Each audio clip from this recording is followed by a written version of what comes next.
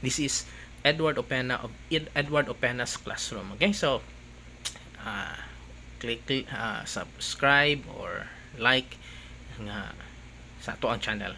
Okay, so money, so that's me.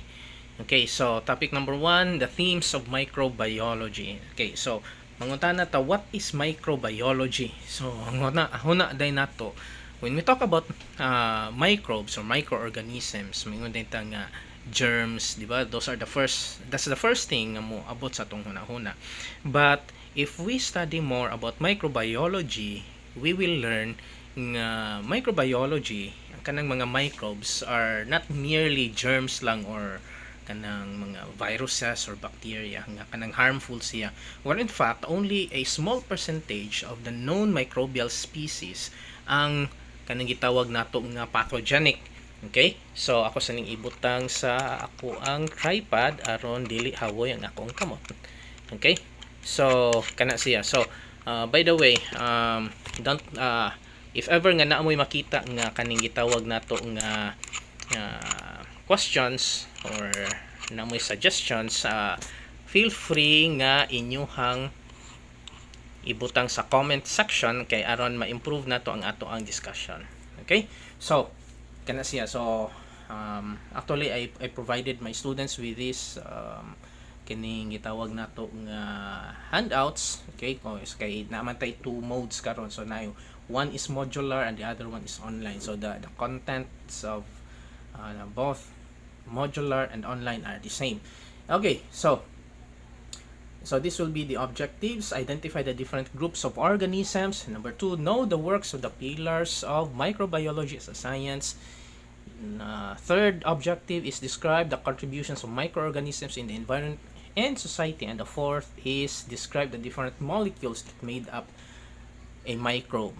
Okay, so now let's start. Okay, so when we think about microbiology, our first teacher, actually we already know the concept of microbiology ever since that we are still toddlers or nursery, and our first microbiology teachers are not those katong mga professors nga nasa schools and colleges, where in fact most likely our first microbiology teacher is our mother.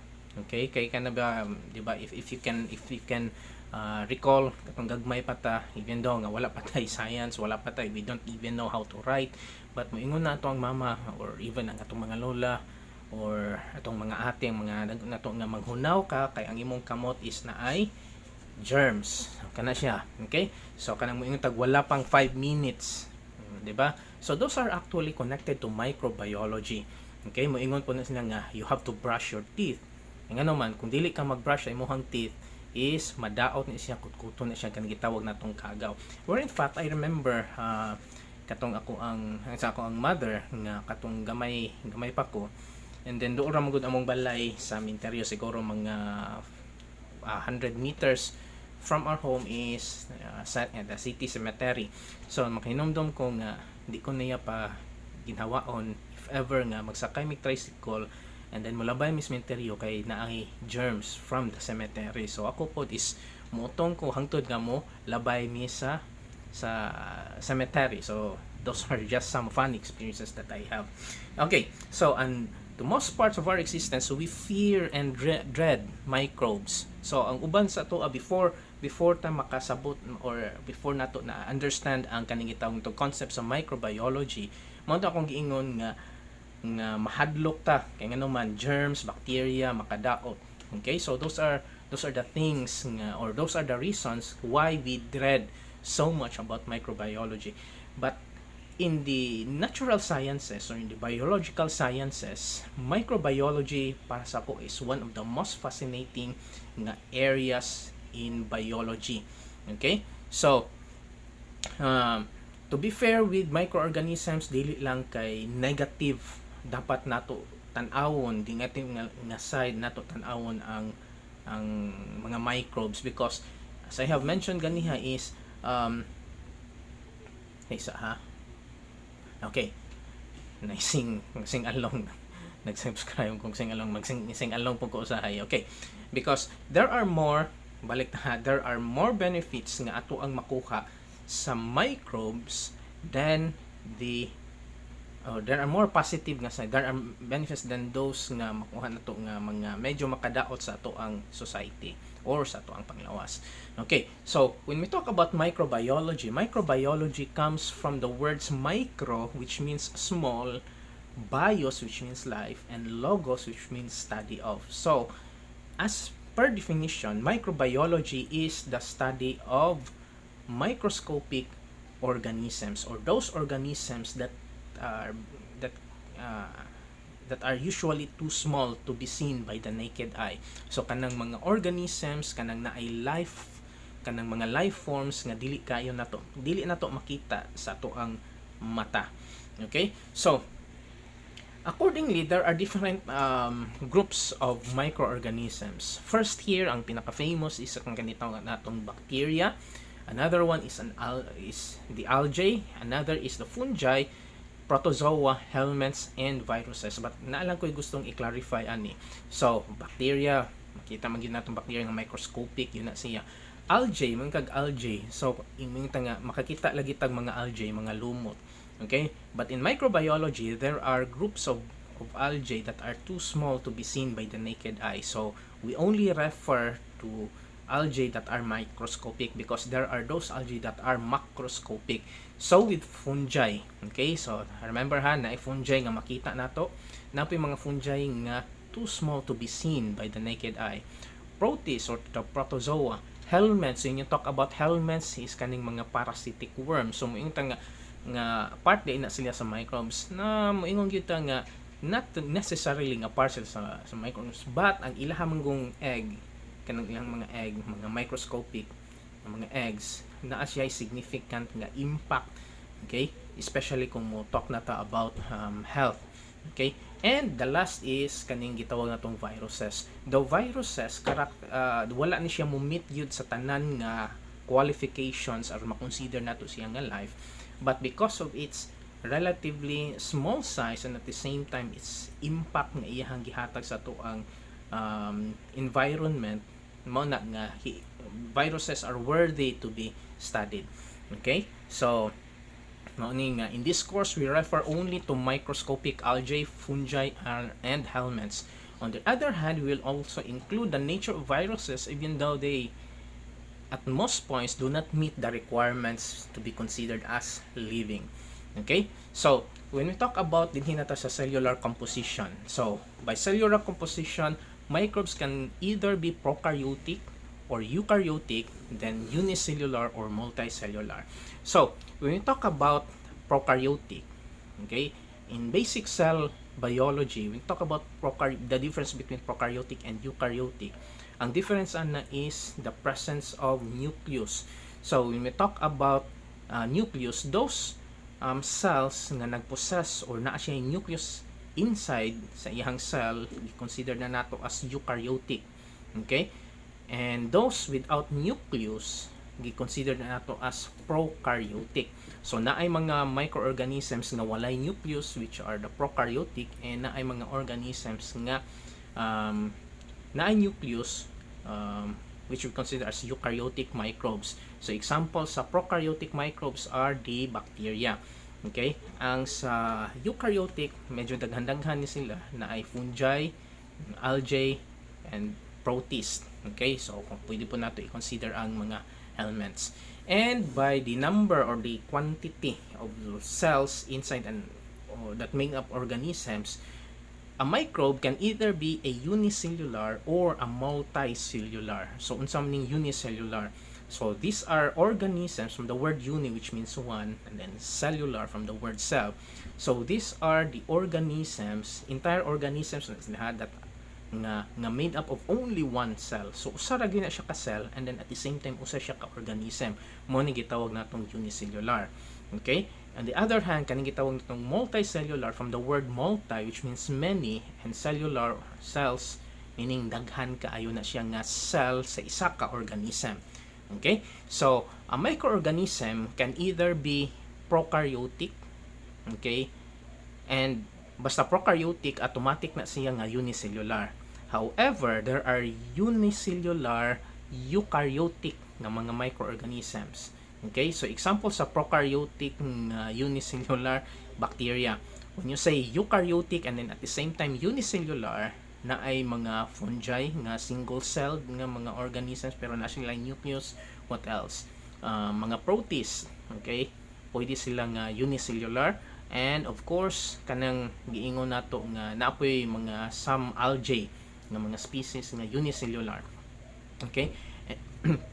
Kaning gitawag nato nga multicellular nga mga katuong kaglaway, kaning mga multicellular nga mga organisms or microorganisms, of course helminths ang kanang mga parasitic worms. Okay, so naay mga gagmay kaayo pero they are multicellular, microscopic pero multicellular. Okay, so kani siya. So those who finish a degree or specialization kani, if you are worried kung unsa may trabaho sa katong mga biologists nga mag master sila sa kaning gitawag nato microbiology, these are actually some of the professions or specializations nga pwede ninyong master later on. Okay, so some of you might go into medical microbiology, some bacteriology, virology, epidemiology, into immunology, industrial or agricultural microbiology, and of course environmental microbiology. So daghan ka siya og application. Okay, so mo na nga ang microbiology is actually one of the core courses of the natural sciences or the life sciences or in the biological sciences. Okay, so what are some of the impacts of microbes? So some evolutionists point to microbes as the first biological group.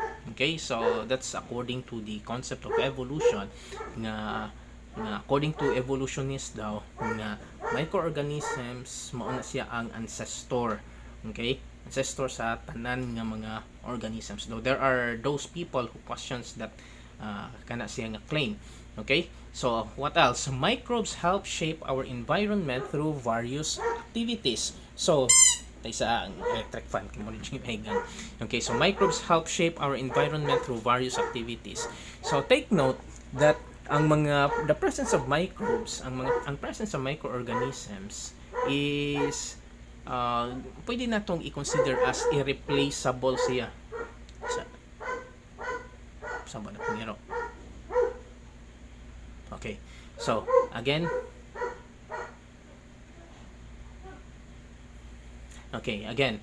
so ang microorganisms is irreplaceable, bahala nang irreplaceable ang iyang role sa tuang existence. Okay, because whether we like it or not, there are more microorganisms that are found in our body than there are cells that made up our body. Okay, again, there are more microorganisms inside our body than there are cells that made up our body. And whether we like it or not, well, if there are no microbes in our body, dili gyud mo exist. Okay, I mean ni-exista pero short time lang yun. So you see there is this relationship between humans and microbes. Okay, and that's not only exclusive to humans, other organisms, other animals, plants, okay, even other nga mga microscopic nga mga organisms is they have this relationship with each other. Okay, so naa siya ecosystem or naa siya kanabitang network of relationships, and it's very complex, but that's actually one of the mysteries in nature. Okay, so what else? Microorganisms are ubiquitous. Okay, so there are ubiquitous. So may meaning anang ubiquitous? Ubiquitous means they can be found anywhere. Okay, in the water that we drink, in the food we are eating, even in the air that we are breathing. Okay, so bisag asa na nato makitan dito sa ice, ari ka sa driest nga place on earth, the wettest nga place on earth, the hottest place on earth, the coldest place on earth, naa na ang mga microorganisms. Okay, so they are ubiquitous. Another, they participate in photosynthesis. So when you talk about photosynthesis, this is the capacity of an organism to capture light and turn it into energy. Okay, so now take note that sa tuang nabalaan, we we credited plants to be the masters of photosynthesis. Okay? Sila ang nag-produce og oxygen. Okay? Dinha mao na ang usually nga nakita sa mga tao. However, take note that there are more microorganisms or more microorganisms are producing more oxygen than plants do. Okay? So mean to say mas daghan pag i-contribute ang mga microbes sa oxygen na content sa ato ang planet than plants. So that's one of the things that na pwede natong huna-hunaon. Okay? What else? Another is microorganisms can determine the quality of soil and water. Okay? So sila ang pwede silang indicator. Yeah, okay? So presence of microorganisms are bioindicators na sila. Mo nang gitawag bioindicators sa environmental biology. Okay, so what else? What about our use, we humans? How do we use or manipulate microorganisms? Now, take note nga the concept of microorganisms, wala lang siya ni appear 20 years or 30 years or 50 or even 100 years ago. Nga dili lang kay after nilang Louis Pasteur or ni Robert Koch. Okay, these are two of the brilliant microbiologists sa ato ang nga pave way sa atong understanding of our current understanding of of microbiology, because ancient civilizations, ang mga ancient nga mga tao katong mga societies, nagagamit or nagapractice na sila or nagmanipulate na sila sa microorganisms para naa sila nindot nga mga products. Okay, so that's actually a form of biotechnology. Okay, because for instance here, kining siyang painting, okay, naghimo sila og an ancient painting that depicts bread making using yeast. Di ba kanang pampatubo, di ba ginagamit na. So kanang pampatubo, kanang yeast nga ginagamit pag bake sa mga cake or sa kanang sa pan. Okay, it has been kana siya nga practice is gina-practice siya for thousands of years. Okay, so that's actually biotechnology. So karon lang is medyo high-tech na ta, so taas-taas na nga to ang paggamit sa mga microorganisms. What else? Other nga mga how humans use microorganisms, genetic engineering. Okay, naatay gitawag og recombinant DNA technology, meaning to say gina-mix ang different genes of different organisms. Biotechnology lang gihapon ni siya. Okay, to produce better crops or better nga mga products. For instance, anang kanang gitawag nga GMOs or the genetically modified organisms. So kaning mga GMOs or kaning genetic engineering is dili na siya part unta sa genes or sa DNA sa microbes, pero gina-insert or gina-recombine ang different genes coming from different sources, gibutang into one nga genome. Okay, so that's genetic engineering. Another is kaning gitawag na tong bioremediation. So when you talk about bioremediation, this is the use of microbes to cure pollution. Kanang mga biorem. Okay? So kanang example kanang mga oil spills. Okay, di ba common kaya sa kadagatan. So there are microorganisms nga ang ilang primary source of quote-unquote food is actually oil, or they are capable of, they have the capacity nga mo metabolize sa oil, ilang kaunon ang oil hangtod nga mo reduce ang presence sa oil sa kana nga certain nga area. So that's bioremediation.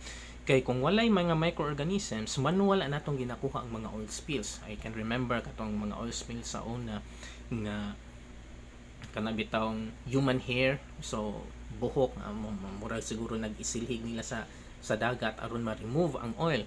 Pero kana siya medyo kanang kapoy-kapoy gina siya nga method. However, if we use microorganisms, all we have to do is to place these microorganisms, kaning oil-eating nga mga microorganisms, aron mawala ang oil nga maka further cause of damage sa marine ecosystem. And another one of the challenges ang ginapangita karon sa mga microbiologists are kaning gitawag natog plastic eating nga mga microbes. Okay, plastic eating nga mga microbes, because of course we know, we are all aware nga kanang gitawag nato plastic pollution. Okay, so akong mother-in-law is na ay comment sa akong photo. Okay, but anyway, kana siya plastic eating nga mga microbes, and there are already nga mga cases nga some microbiologists were able to manipulate nga mga microorganisms nga ilahan ng kaunon ang plastic. Okay, and hopefully in the future kung ma-refine na gyud ang technology, ma-refine na gyud ang mga microorganisms, ma-perfect na nila ang mga microbes nga mukaon og plastic, then that could be a solution to our worsening nagkagrabe nga plastic pollution problem. Okay, so that's bioremediation. Take a look at this one. I included a screenshot here.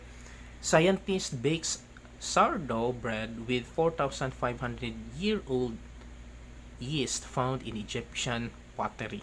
Okay, so imagine na nimo, that's 4,500 years old nga kanabitong natulog lang ang yeast. Gipukaw sa mga scientists, gigamit nila, and they were able to bake a bread. 4,500-year-old yeast found in Egyptian pottery, and that was in 2019 headline sa CBS News.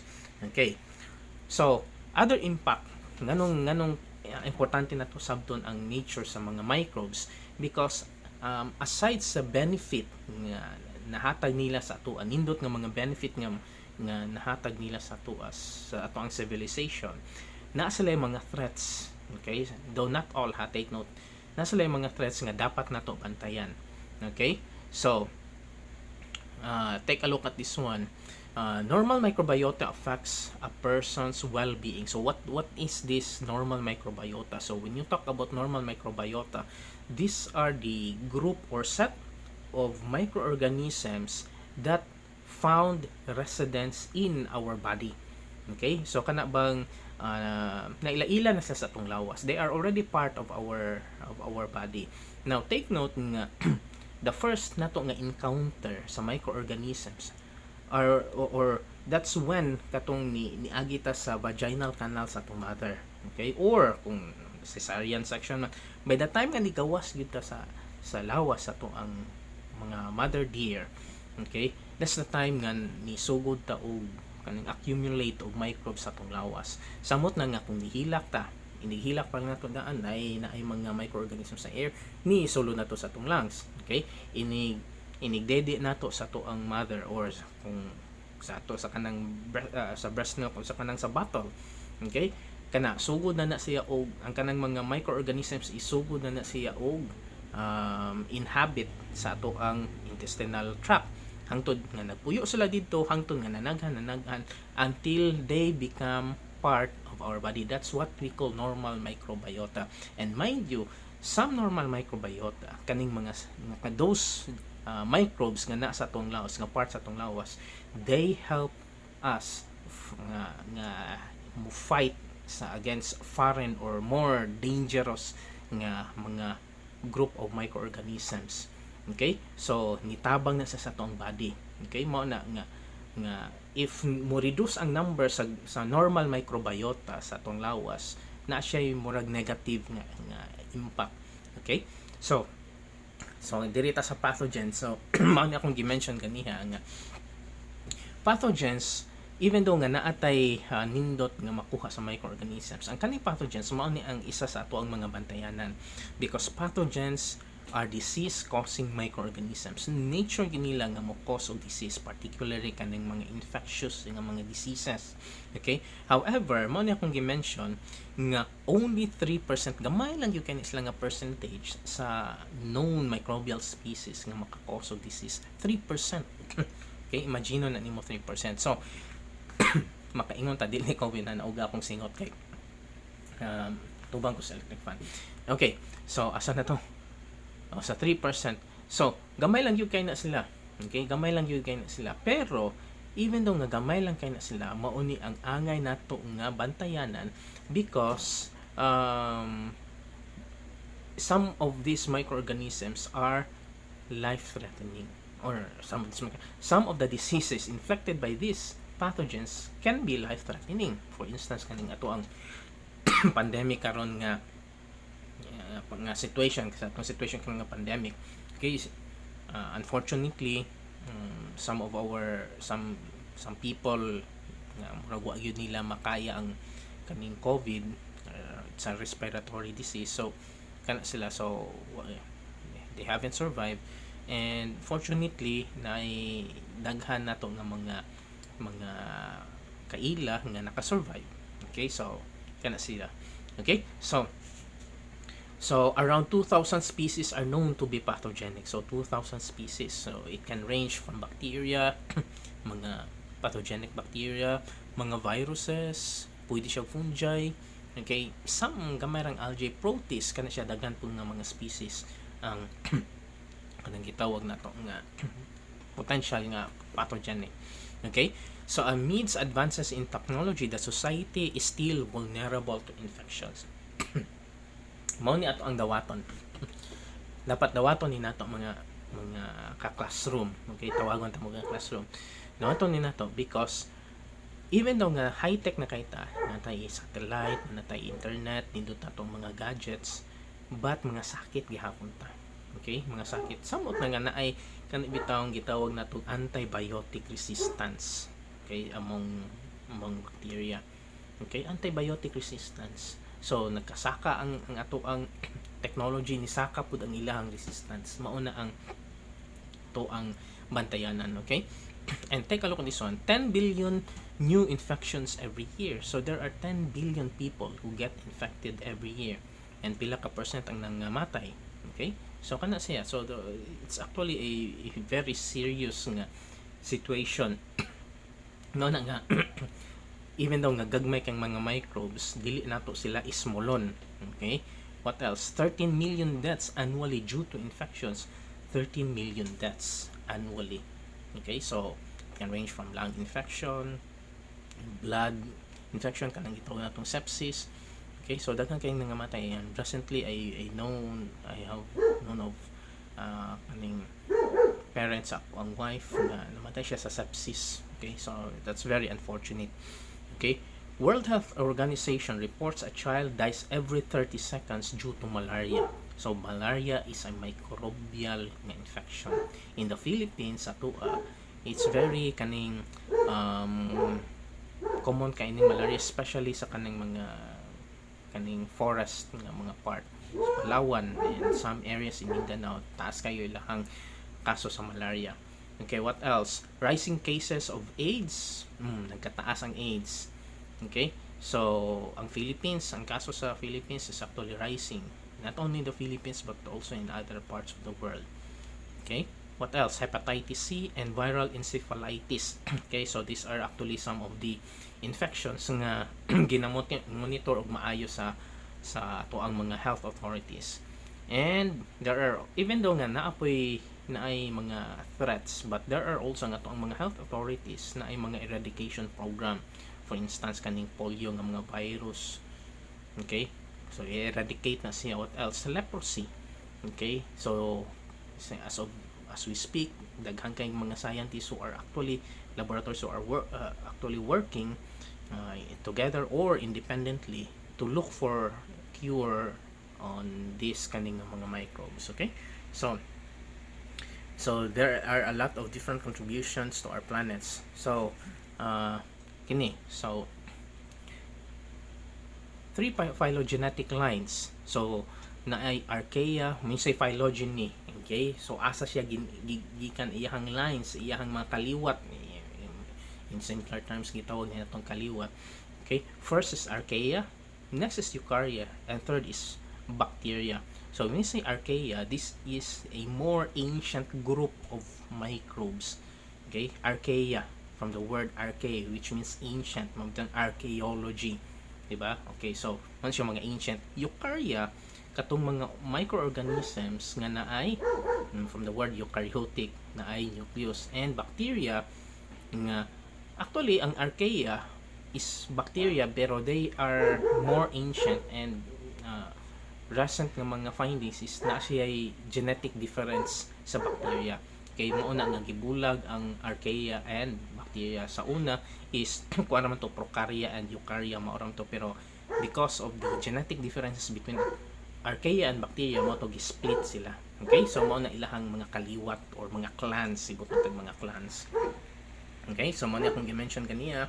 Archaea is one group. Eukarya kanang orange is one group and bacteria is another group. Okay, so general characteristics: bacterial and archaean cells are 10 times smaller than eukaryotic cells. Okay, so gagmay yun ni mas gamay ang bacteria and archaea, 10 times smaller than eukaryotic cells by average. And of course, bacteria and archaea, they lack organelles. Okay, so 9.9 Shopee. Okay, so kana siya. So they lack organelles. So what are these organelles? Okay, makaingon ta nga small nga kaning gitawag na to compartments of a cell, mo ni gitawag na to nga organelles. So ang archaea and bacteria, gamay ra kay sila og kuan kanang gitawag na to organelles, where in fact only ribosomes are the organelles nga makita nato compared sa eukarya nga perting daghanan na kay nucleus, na kay ribosomes, na kay sa lysosomes, vacuoles, so on and so forth, perting daghanan at least 15. Okay, so what else? Due to their potential, most microbes are single celled. Okay, so mo na tong hunanawan na most microbes are single celled or unicellular. Okay, so bacteria is unicellular, yeast is unicellular, and yeast, what else? Protist, unicellular. So kadaghanan sa mga microorganisms are unicellular nga mga microbes. So due to their potentials to cause disease, helminths are considered in this study. Okay, mga na akong gi-mention nga gagmay man kay ihang itlog. Okay, kanang sa mga helminths, and there are also helminths nga really microscopic by nature. Okay, so mo na nga gipart sila sa atong discussion sa microbiology. So most microbes are free living, relatively harmless, and often beneficial. So often beneficial yun ang mga microbes, and they derive their nutrients in the environment. So mo na nga if na sila makaon din ha nga nutrients sa usa ka lugar, then we can expect that there are microbes there, diba? Katong gitawag itong ubiquitous ang iyahang nature. Okay, so 34 minutes na og 39 seconds. Okay, however, there are microorganisms that are parasitic and can cause damage to host. Muna kato itong mention ganiha. Okay, so let's go to the history of microbiology. Okay, so the science of microbiology is 300 years old. Okay, so 300 years old na ang microbiology. And ang nagkatapult yun maayo is, ang kanabitang nag-place yun sa microbiology as a science is through the invention of the microscope by the Jensen brothers. Sila ang nag-invent sa microscope. Pero ginarefine na siya further nilang Robert Hooke, nilang Ewan Hooke. So gi-refine gina siya. Okay? So some highlights kani, ang mga highlights sa microbiology. In 1665, Robert Hooke, he discovered the cell. That's why Robert Hooke is considered as the father of cell biology. Okay? What else? In 1673, a few years after Robert Hooke's discovery on cells, na-discover ang mga microorganisms. Okay? Linnaeus, 1735, ang nomenclature or ang iyang taxonomy. What else? Jenner, in 1798, developed vaccines. Natay separate nga topic kaning vaccines sa kaning sa tuang kaning sa infection nga part. Okay, so immunity kay di man na ma-intertwine man gud microbiology ug ang immunity. Okay, so this is a very important, ang kanang immunity and microbiology. That's an important topic, especially when you're planning to go to med school. Okay, but even though nga di ka mo sa med school, it is important for us to understand also the principles of vaccines.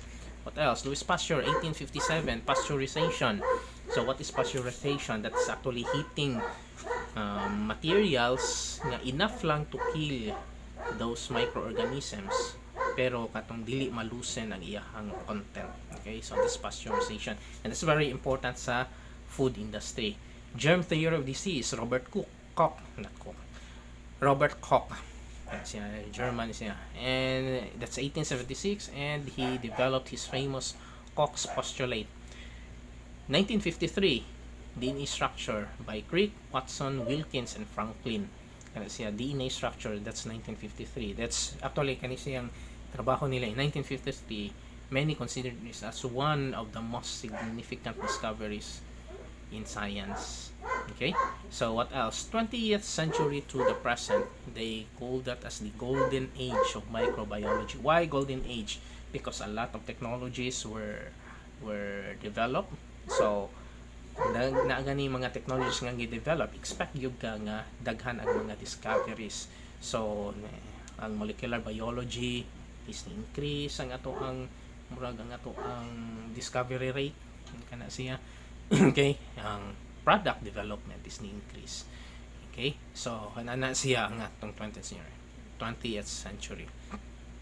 Okay, so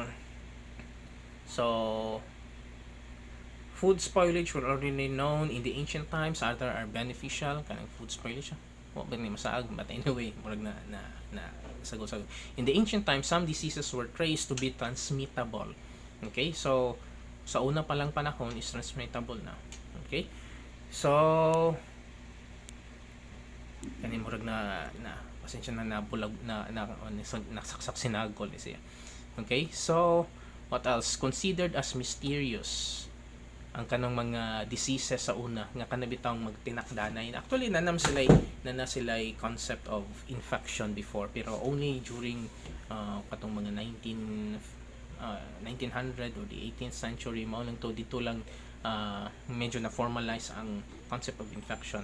Just an example, this is actually one of the readings that ako ang nahimo in katuding sa unang panahon, di ba, katong mga warfares anak katong mga kings pa, they use catapults and then they will surround cities ilang palibutan, and then for days or months ang mga tao sa sulod sa city nga gina-attack is dili makagawas. So one of the things nga ginahimo sa katong attacking nga site is that na sila gi-identifying mga tao nga nangamatay because of quote-unquote kanang mga infection, kanang mga they know nga maka-infect ang katong nga sakit.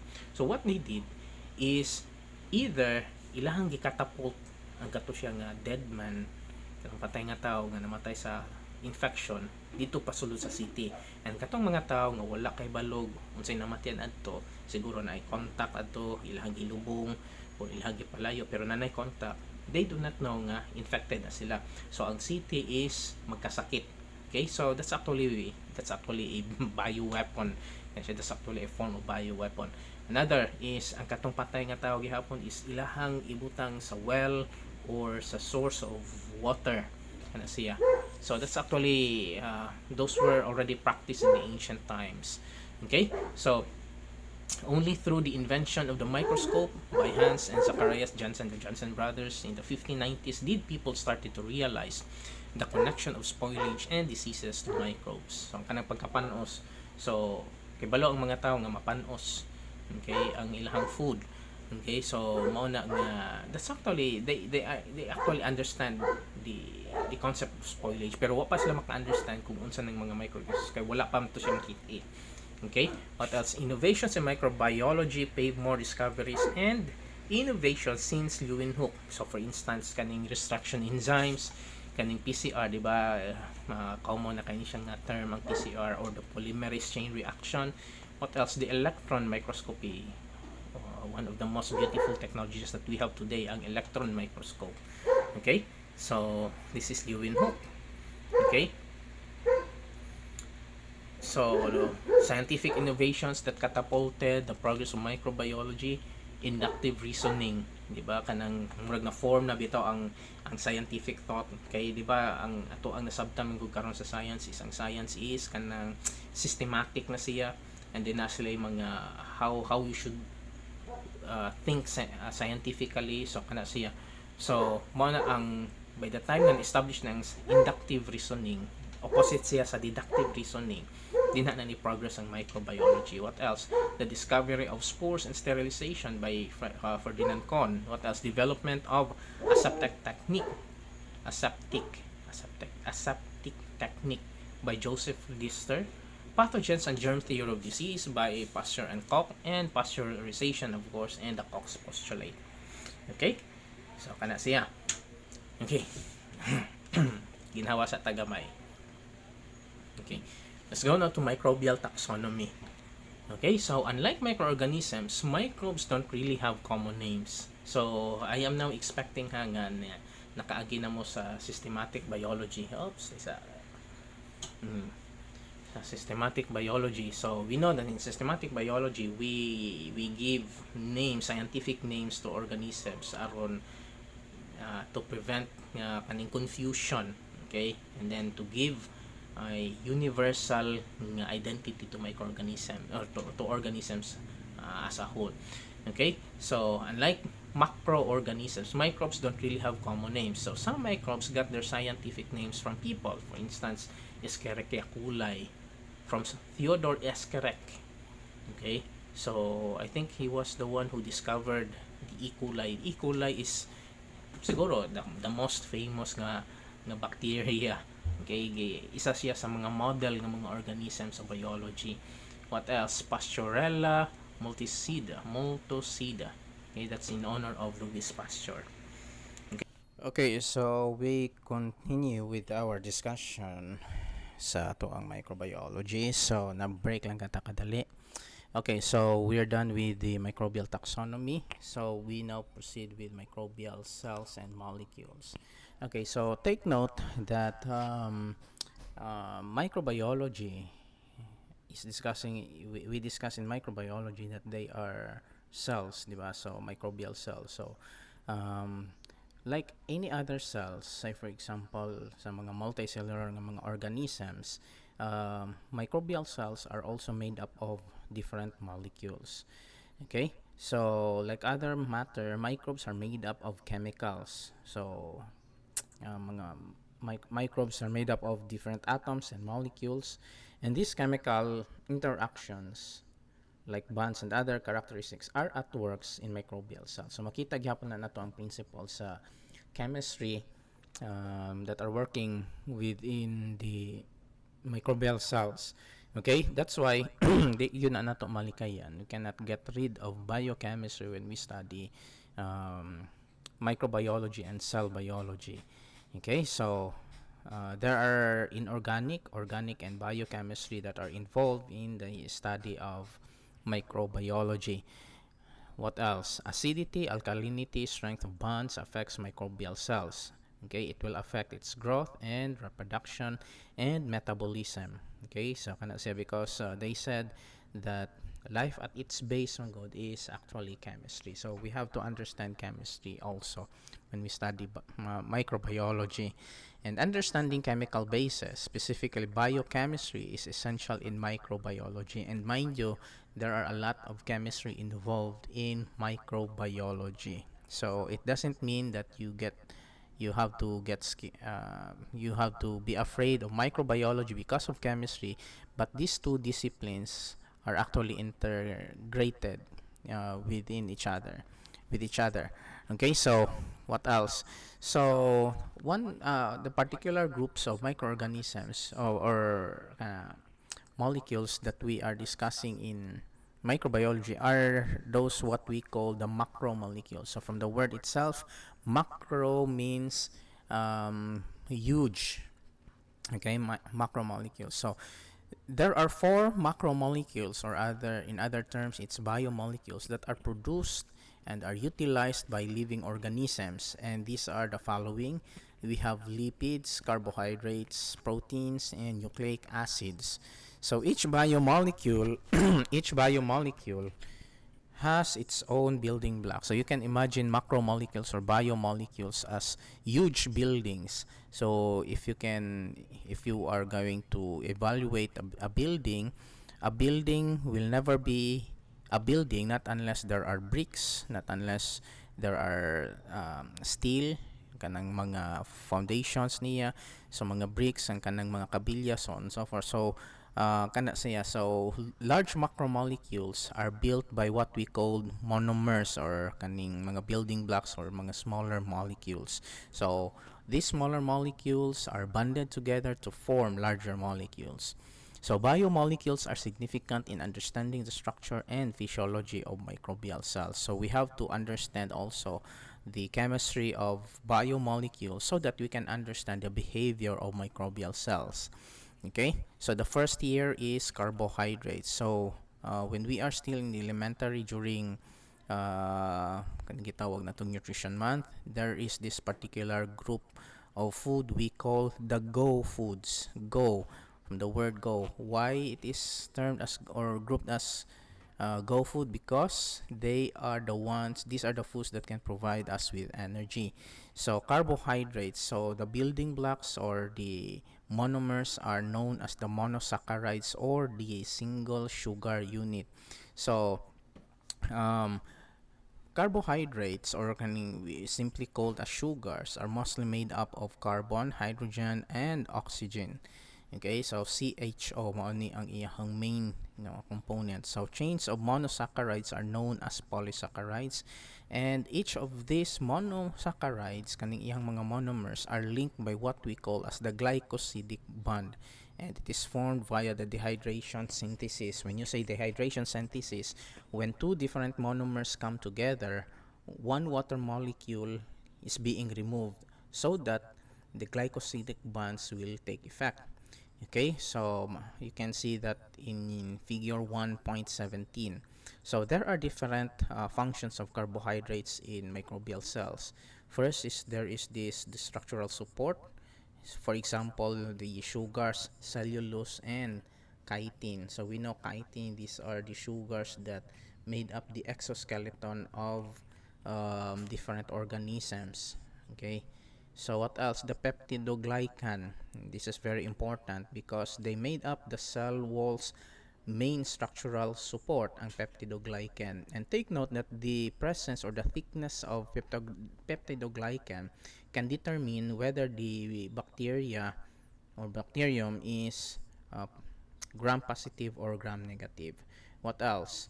Functions of carbohydrates: it can make good culture media. You have the agar, which is produced mainly by seaweed, and in your laboratory activity there is this section there where you are asked to understand how culture media or agar are prepared.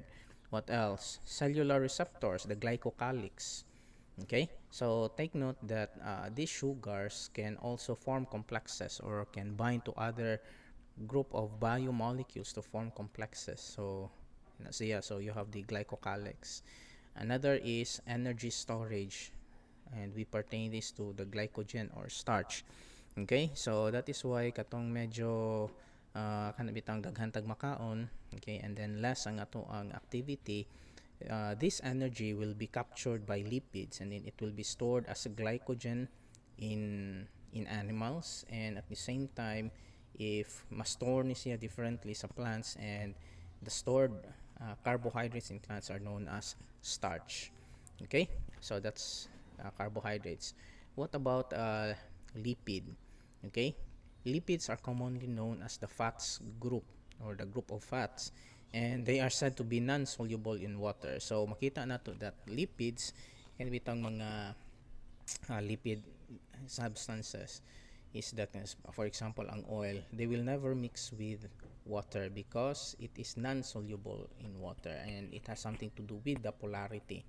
Okay, so there are three main groups of lipids. First is you have the triglycerides, second is the phospholipids, and the third are the waxes. So when we talk about triglycerides, they are important storage, and they are more superior than glucose. Why? Because they have additional energy nga ilahang mahatag. However, in basic biochemistry, take note that in animals, the a priority molecule is actually glucose. So that is why the first to be burned when we do exercise is actually glucose, especially hours after we eat our food. Okay, so kana siya. However, triglycerides later na siya, dili kayo na siya priority sa atong body when we do exercise. Even though hinana ang iyang situation, but triglycerides can yield more ATP than glucose because it has glucose at the same time it has lipids group. Okay, so it includes fats and oils. So, okay, fats and oils, and it is either saturated or unsaturated nga form. So when we say saturated nga form is it solidifies at room temperature, and unsaturated um, triglycerides, they tend to stay liquid at room temperature. Okay, so we now go to phospholipids. So when you talk about phospholipids, this is the group of lipid that constitutes the main component of cell membrane. So it has two phospholipids have two important components. The first is the hydrophobic um, tail, and the second one is the hydrophilic head. So when we talk about the tail, this is the lipid group, and the phosphate group is the head. So if you can see the structure of a phospholipid molecule in figure 1.9, you can see there nga ang kaning phosphate head is the one that um, faces the exterior and the interior side of the plasma membrane. Okay, while the tail is hidden, kaning mga tails niya hidden sa watery environment. Okay, so since ang tail is hydrophobic, I mean, is that it cannot mingle well with water. Okay, so we discussed this one some more sa figure 1.10. Okay, so what about steroids and waxes? Steroids are found in hormones, kaning mga steroids. Most common form is sterol or kaning cholesterol, okay, and it reinforces cell membrane. So what is really the importance of these steroids is that it allows a more efficient cell to cell communication. Okay, so nani siya usahay anang makita lang siya sa between the phospholipid molecules. So the presence of sterols mo nga makes cellular transport easier. Okay, what else? So the presence of wax in microbes may aid to its pathogenicity. So when we talk about pathogenicity, is that this is the degree in which microorganisms can cause disease. Okay, so mao ang mga waxes, and we will encounter waxes later on. Okay, so in figure 1.10, you can see there that steroids are found in between the phospholipid bilayer ng mga molecules. Okay, so as I have mentioned a while ago, it is important, these steroids are actually important in cell-to-cell communication because it can form complexes in the cell membrane that can also serve other functions aside from on top of being a part of the receptor process or the reception process of the cell. Okay, another one here is another biomolecule. The third is the proteins. So when we talk about proteins, we consider proteins as the most predominant biomolecule in cells, where in fact there's an approximately 70 to 80% proteins sa dry weights sa cell. Okay, so cellular behavior is greatly characterized by protein, and the building blocks are amino acids, and there are 20 naturally occurring joined by the peptide bond. And analyzed by level of organization, because proteins can take four different configuration. You have the primary, the secondary, the tertiary, and the quaternary. Now remember that the primary structure of protein is, you refer to the primary structure of protein to the specific amino acids that are aligned or that forms chain to form protein. However, the primary structure of protein cannot be utilized by cells. That is why, due to some biochemical nga mga interaction, this sequence of amino acid will then fold to form secondary, then ultimately to secondary, and the final folding of the protein is the quaternary. Take note that the quaternary structure of protein is the one that can be utilized by the cells. Okay, so proteins can also be enzymes, hormones, antibodies, and of course there are those that are in toxin form. And there is this what we call the denaturation, which is caused by heat, acid, and alcohol. So when you say denaturation, that is the unfolding of proteins. Okay, so take note that proteins will undergo a series of foldings to achieve the quaternary structure. And once that this denaturation will happen, it will not go back to its quaternary structure. So lisod siya nga mobalik na po siya sa quaternary. That is why when proteins are denatured, maglisod na ka o balik ana into its original form. For instance, kani bitong egg white albumin. So albumin is actually a protein. When you heat albumin, kung imuha ng initon through boiling or kanang imuha ng i-fry, you notice nga mugahi na siya ang egg white. So once nga mugahi na siya, maglisod na kaog pabalik ana sa iyang original state. That is a form of denaturation. Okay, so in figure 1.11 you have there the different folding of proteins, and sa example ana, I think that's hemoglobin, and on the other side you have the structure of the 20 different amino acids. Okay, so the last biomolecule here is the nucleic acid. So take note that nucleic acid is regarded as the cell's program, kind of bitang computer code. Some of you might know how to code or to do some program. So it's similar to that now. Sa ato ang mga computers, sa atong mga softwares, everything has been naa siya mga series of program, di ba? So naa siya specificity, and that's actually the function of the molecules of the nucleic acid or the DNA. Okay, it is the organism's program, and there are two types of nucleic acid: the shorter and usually single-stranded RNA or the ribonucleic acid, and the longer and at most time double-stranded DNA or the deoxyribonucleic acid. So nucleotides are its building blocks. Okay, mga nucleotides, and there are 5 known nucleotides. Okay, so you have the adenine, thymine, cytosine, guanine, and uracil. Okay, so repeating units lang na siya. Okay, so take a look at figure 1.12, the structure of a DNA or even sa kaning RNA.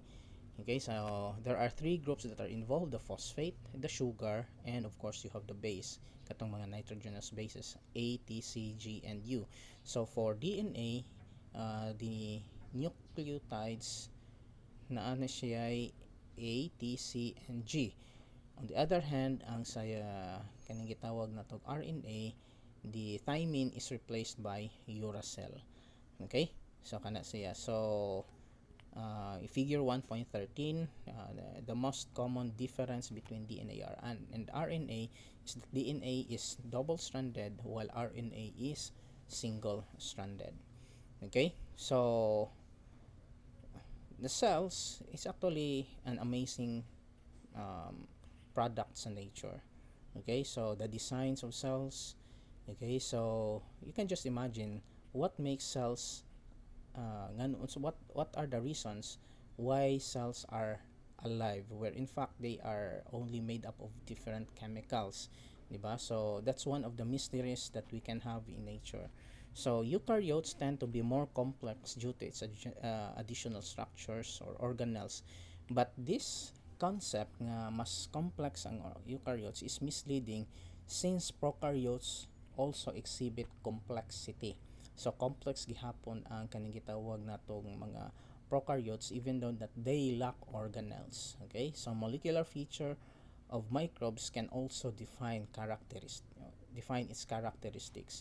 Okay, so the behavior, take note why it is important for us to understand these biomolecules, because it can determine the behavior of different microorganisms.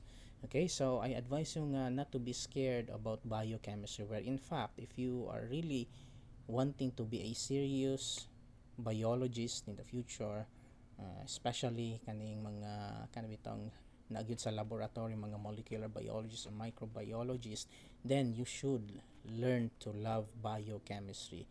Kay kini siya, this biochemistry is the closest chemistry nga mo na siya og routine nato nga ginahimo sa ato ang mga different laboratories. Okay, so before we end with our discussion, kindly go to your learning checklist. Make sure to describe what is a microorganism you are able to identify the different groups of microorganisms, identify the scientific events that lead to the establishment of microbiology, and identify the groups of molecules that make up a microbial cell. Okay, so I think that's all for topic number 1 in microbiology. So this is Eduardo Pena from Eduardo Pena's classroom. I hope to see you and yeah, see you next time. Okay, so God bless us all.